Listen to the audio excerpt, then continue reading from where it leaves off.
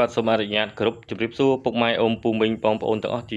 ទីគោរពពីខ្ញុំបាទជារា CR សំណងទទួលមកការសាងសង់និងជួសជុលផ្ទះ25ខេត្តក្រុងបានក្នុងគណៈថ្ងៃទី4ខែ10ឆ្នាំ2025នេះដែរខ្ញុំបាទជារាបានចុះមកការដ្ឋានពិនិត្យព្រំដីនិងឲ្យជាងគាត់រើ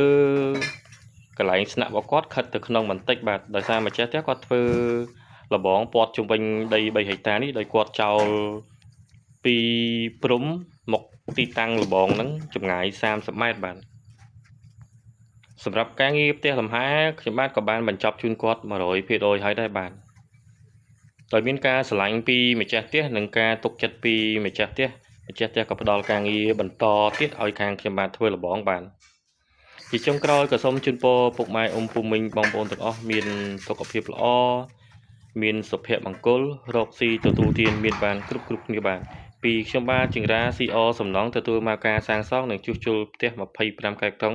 សូមគោរពលាបាទ